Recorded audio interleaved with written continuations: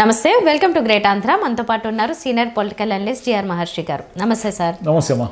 Sir, కూటమి ప్రభుత్వం వచ్చి 18 నెలలు అయిపోతుంటే ఆల్మోస్ట్ 6 నెలలకే జనసేన నుంచి పవన్ కళ్యాణ్ గారు వారి అన్నయ్య నాగబాబు గారికి ఒక మంత్రి పదవి ఏదో వస్తుంది, ఒక పోర్ట్ఫోలియో ఇస్తారు, ఇలాంటి కథనాలు వచ్చాయి.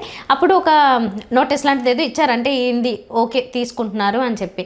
కానీ అప్పటి నుంచి ఇప్పటి వరకు ఏదో చూస్తే అంటే తీసుకున్న తర్వాత ఆల్మోస్ట్ 1 year అయిపోయింది, కానీ ఆయనకి ఏ పోర్ట్ఫోలియో చెప్పలేదు, ఆయనకంటూ ఒక బాధ్యతలు ఏమీ ఇవ్వలేదు.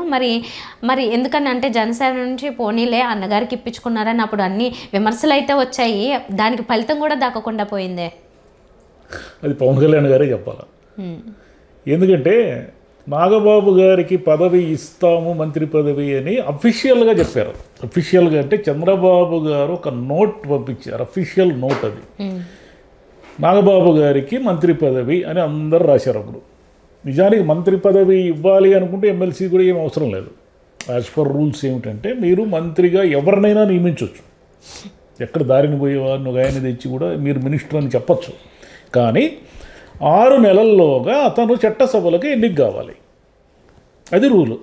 6 monthsలోగా ఏమిటంటే ఏదర్ ఎమ్మెల్యే ఆర్ ఎమ్మెల్సీగా అతను ఎంపిక కావాలి. అలా ఎంపిక కాకపోతే ఆ మంత్రి పదవి పోతుంది. నాగబాబు గారికి ఏం చేశారు, ఎమ్మెల్సీ పదవి ఇచ్చారు. ఇచ్చినాక ఆయన అర్హుడు, మంత్రి పదవికి అర్హుడు. మంత్రి పదవికి అర్హుడు అయిన తర్వాత ఏమిటి రూల్స్ ప్రకారం మంత్రి పదవిలు ఎన్ని పడితే అన్ని ఇవ్వడానికి ఇప్పుడు లేదు, గతంలో ఇచ్చేవాళ్ళు. తర్వాత ఒక నిబంధన వచ్చింది. ఈ నిబంధన ప్రకారము మినిమం ఒక లెక్క ఉంటుంది. ఆ లెక్క ప్రకారం ఇంకొక ఖాళీ ఉంది. చంద్రబాబు గారి మంత్రివర్గంలో ఒక మినిస్టర్ పోస్టు ఖాళీ ఉంది. కాబట్టి అసలు సమస్యే లేదు, నాగబాబు గారిని మినిస్ట్రీలోకి తీసుకోవడం అనేది సమస్యే లేదు. అయితే అన్నదమ్ములు ఇద్దరూ మంత్రులైతే ఎలాంటి పరిణామాలు వస్తాయి అనేది అక్కడ క్వశ్చన్. అది ఆ సమస్య ఎవరిది? పవన్ కళ్యాణ్ గారిది ఆ సమస్య, చంద్రబాబు నాయుడు గారి సమస్య కాదు అది. జనసేనలో చూడబ్బా, మేము ఇంతమంది జనసేన కోసం పనిచేస్తే ఈయన వాళ్ళ అన్నకి మంత్రి పదవి ఇప్పించుకున్నాడు, ఎమ్మెల్సీ ఇప్పించుకున్నాడు, మాకేమీ లేదని వస్తే ఇస్తే జనసేనలో అసంతృప్తి వస్తుంది. చంద్రబాబు నాయుడు గారికి వచ్చిన ఇబ్బంది ఏమీ లేదు, కూటమి యాజ్ ఇట్ ఈజ్గా ఉంటుంది. కూటమికి నిజానికి జనసేన లేకపోయినా నష్టమేమి లేదు కదా, కూటమి యాజ్ ఇట్ ఈజ్గా చంద్రబాబు నాయుడు గారికి వచ్చే ఇబ్బంది ఏమీ లేదు కదా. ఈ మొత్తం వ్యవహారం అంతా ఏమిటంటే ఇప్పుడు జనసేన పార్టీ వాళ్ళు నాగబాబు గారికి మంత్రి పదవి ఎందుకు ఇవ్వలేదని అడగలేరు. ఎందుకు అడగలేరు అంటే పవన్ కళ్యాణ్ గారు ఏమి ఇస్తున్నారు, అగ్రిమెంట్ లాగా చెప్తున్నారు. ఎక్కడ పోయినా 15 ఏళ్ళు మేము ఉంటాము, కూటమి కలిసే ఉంటాము, 15 ఏళ్ళు ఉంటామని చెప్తున్నారు ఆయన. చంద్రబాబు నాయుడు గారు కూడా నిన్న లేక మొన్న కూడా మేము 15 ఏళ్ళు అధికారంలో ఉంటాము కూటమి అని చెప్పారు. అంటే అర్థం ఏమిటి, పవన్ కళ్యాణ్ గారు మాతోనే 15 అంటే 3 టర్ములు, ఇంకా 3 టర్ములు ఉంటారు. 3 టర్ములు కూడా నేను లేదా నా కుమారుడు లోకేష్ గారు ముఖ్యమంత్రిగా ఉంటారు, పవన్ కళ్యాణ్ గారు డిప్యూటీ సీఎంగా ఉంటారు అనేది దాని అర్థం. అంటే జనసేన పార్టీ ఇక ఎప్పటికీ ఆంధ్రప్రదేశ్లో టీడీపీని ఢీకొనే విధంగా లేదా వైసీపీని ఢీకొనే విధంగా ఇండిపెండెంట్గా ఎదగలేదు, ఎదిగే అవకాశం కూడా లేదు అనేది దీన్ని బట్టి క్లియర్గా ఉంది పిక్చర్. ఇంత క్లియర్గా మెసేజ్ ఉన్నప్పుడు పవన్ కళ్యాణ్ గారు ఏమడుగుతారు, పోయి కూటమి పోయిన మా అన్నకు మంత్రి పదవి ఇవ్వండి అని ఏమడుగుతారు ఆయన? ఒకవేళ ఇచ్చారు అనుకుందాం, ఎప్పుడు ఇస్తారు? చంద్రబాబు నాయుడు గారి పద్ధతి ఏమిటంటే ఆయన సులభంగా ఇవ్వరు ఏది కూడా, అలా వెయిట్ చేస్తూ ఉంటారు. వెయిట్ చేస్తూ ఉన్నట్టుండి షఫుల్ చేసి ఎవరెవరినో కొత్త ఫేసులు తెచ్చేస్తారు ఆయన. మీకు ఎన్టీ రామారావు గారు తర్వాత ఆయన ముఖ్యమంత్రి అయినప్పుడు మీరు ఒకసారి గమనిస్తే ఆయన మంత్రివర్గాన్ని మీరు గమనిస్తే చాలా విచిత్రమైన, అంత మునుపు వాళ్ళు ఎవరు కూడా తెలియనటువంటి వాళ్ళందరూ మంత్రులు అయ్యారు. ఈసారి కూడా ఆయన ఏం చేస్తాడంటే అలాంటిది ఏదో చేస్తారు. ఎప్పుడు చేస్తారంటే 2027కో 26 ఎండింగ్కో 28 బిగినింగ్కో చేస్తారు, లాస్ట్ మినిట్లో చేస్తారు ఆయన. ఈ మార్పులు చేర్పులు భవిష్యత్తులో ఉంటే నాగబాబు గారికి వస్తుందా? నాగబాబు గారికి రావడం వల్ల ఇప్పుడు కొత్తగా జనసేన కొనగూడే ప్రయోజనం ఏముంది? జనసేనకి ఏమైనా ప్రయోజనం అనకూడుతుందా? ఓ పోర్ట్ఫోలియో వస్తుంది. పోర్ట్ఫోలియో వచ్చినా ఏమొచ్చినా వీళ్ళ మంత్ర పదవులన్నీ కూడా టీడీపీ వాళ్ళు మానిటర్ చేయాల్సిందే, కానీ వీళ్ళు ఇండిపెండెంట్గా ఏమి నిర్ణయాలు తీసుకోగలరు? మహా అయితే పవన్ కళ్యాణ్ గారు తీసుకోగలరేమో, ఎందుకంటే ఆయన కొంచెం జనసేన అధ్యక్షుడు కాబట్టి. అంతకు మించి ఏం చేయగలరు? ఆయనకు కూడా వీలు కావడం లేదు. ఆయన కూడా ఒక్కోసారి హోమ్ మినిస్ట్రీ నా చేతిలో ఉంటే ఏమయ్యేదో ఇంకో ఇట్లా మాడుతూ ఉంటారు. మీరు గమనించండి, నిస్సహాయంగా మాడుతూ ఉంటారు. ఈ నిస్సహాయంగా మాట్లాడడానికి కారణం ఏమిటంటే ఆయన ఏదో డిఎస్పీ ఈ మధ్య ఒక డిఎస్పీ ఏదో అక్రమాలకు పాల్పడుతున్నాడంటే ఆ డిఎస్పీని ప్రశాంతంగా డిప్యూటీ సీఎం చెప్పినాడని కూడా ఆయన మీద ఏమీ చర్యలు తీసుకోకుండా వీళ్ళే సపోర్ట్ చేశారు. ఆయన బ్రహ్మాండమైన మంచి అధికారి అన్నారు. సరే, ఆయన మంచి అధికారి అవునా కాదనేది మనకు అనవసరమైన విషయం. కానీ పవన్ కళ్యాణ్ గారు నేరుగా చంద్రబాబు నాయుడు గారితో ఎప్పుడైనా మాట్లాడే యాక్సెస్ ఉన్నప్పుడు ఆయన కూడా ఒకసారి మీడియా ముందు ఎందుకు మాట్లాడుతున్నారంటే అసహనం, అసంతృప్తి. ఈ అసంతృప్తి, అసహనం అనేది ఎప్పటికప్పుడు సంసిపోతూ వీళ్ళ కూటమి 15 ఏళ్ళు కొనసాగుతుందా, ఏదో ఒక రోజు ఏదో ఒక పాయింట్లో బ్రేక్ అవుతుందా అనేది అది వాళ్ళ సమస్య. ప్రజలకి దీంట్లో నాగబాబు గారికి మంత్రి పదవి రావడం వల్ల, రాకపోవడం వల్ల జనరల్ పబ్లిక్ వచ్చే ఇబ్బంది ఏమీ లేదు. జనసేన పార్టీలో లుకలుకలు, అంతర్గత విభేదాలు ఉంటే అది వాళ్ళ ఆ పార్టీ సమస్య తప్ప నేరుగా ఏమీ ఇబ్బంది లేదు. చంద్రబాబు నాయుడు గారు ఏమిటంటే హామీలు ఇస్తారు కానీ ఆయన సులభంగా ఇవ్వరు ఆయన. అది గతంలో ఒకసారి మనం బాగా చూసుకుంటే ఒక దశలో ఆయన ముఖ్యమంత్రి అయినప్పుడు దగ్గుపాటి గారిని దాదాపు ఉప ముఖ్యమంత్రి చేస్తారు అన్నట్టుగా వార్తలు వచ్చాయి.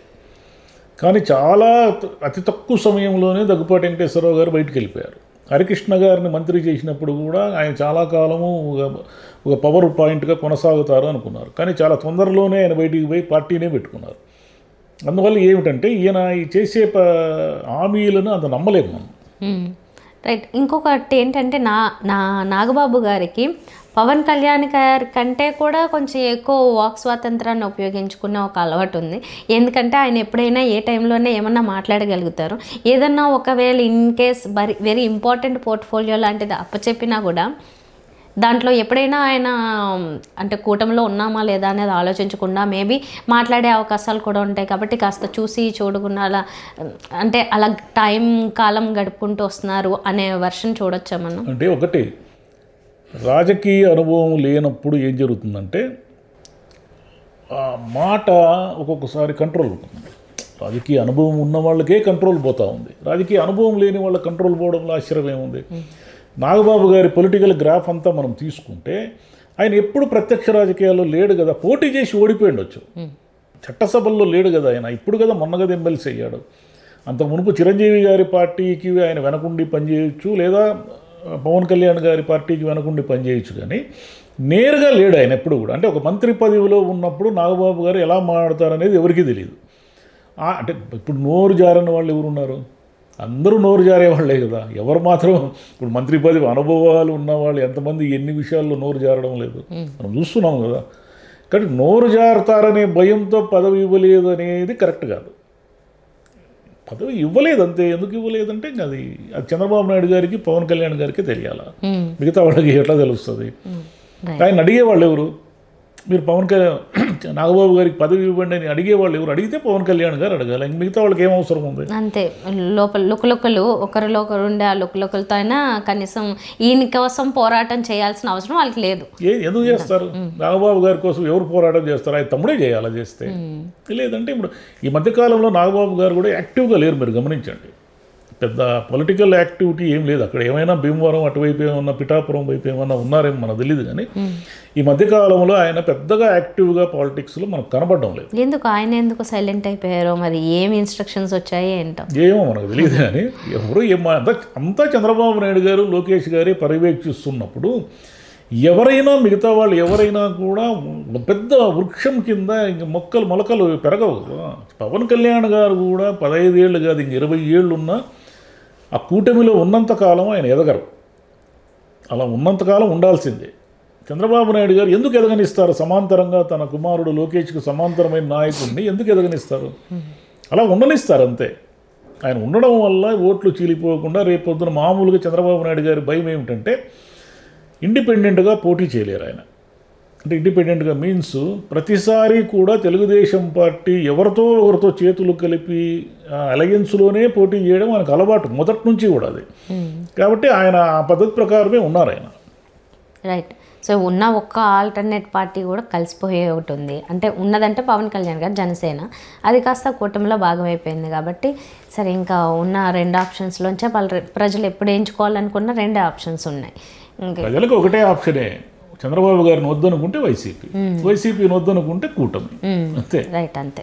సరే, ఓవరాల్గా ఏంటంటే ఇప్పుడు మనం మాట్లాడుకున్న విషయం నాగబాబు గారికి మంత్రి పదవి లేకపోతే అది ఒక పోర్ట్ఫోలియో ఏంటంటో అన్నారు. కానీ ఇన్నాళ్ళైనా ఏమీ మాట్లాడలేదు, వీళ్ళు అడగట్లేదు, వాళ్ళు దాని మీద ఏం టాపిక్ తీసుకురావట్లేదు. మళ్ళీ ఏమో ఎప్పుడైనా సడన్గా ఓకే ఇది ఇస్తున్నాము ఇప్పుడు ఇది ఉంది అని చెప్పి ఏమన్నా సడన్గా ఇస్తారేమో ట్విస్ట్ చూడాలి. ఏమో పవన్ కళ్యాణ్ గారికి భయం ఉందేమో, అన్నదమ్ములు ఇద్దరిని మంత్రి పదవులు అంటే చూసారా, అన్నకు మంత్రి పదవి ఇప్పించుకున్నాడు అని అపఖ్యాతి వస్తుందేమో అని అనుకోవచ్చు. ఆయన ఇంతకుముందు ఏం చెప్పారు మీకు గుర్తుంటుందా, సభల్లో ఏం చెప్పారు, మేము కుటుంబ పాలనకు వ్యతిరేకము అని చెప్పారు. మరి అన్నకు ఎమ్మెల్సీ ఇప్పించుకున్నారు, రేపు మంత్రి పదవి కూడా ఇప్పించుకోవచ్చు. సరే ఆయన చెప్పిన దానికి ఎప్పుడు కట్టుబడలేరు అనుకోండి, అది వేరే విషయం. ఓకే, ఇప్పించుకున్నా ఆయన దాన్ని పాజిటివ్గా చెప్పుకోగలిగే అవకాశం ఉంటే ఆయన జనసైనికుడు, ఆయన పార్టీ పెట్టినప్పటి నుంచి నిబద్ధతతో పనిచేస్తున్నారు, మా అన్నని నేను ఇవ్వలేదు ఆయన జనసైనికుడుగా ఆయన నేను గౌరవించాను అని చెప్తారు. దాన్ని చెప్పడానికి ఏముంది, ప్రతిదానికి ఒక వర్షన్ ఉంటుంది. మీరు ఏమైనా కానీ, మీరు చెప్పదలుచుకుంది ఏదైనా కానీ మీరు సమర్థించుకునే ఒక వర్షన్ రెడీగా ఉంటుంది. Right, okay sir, thank you.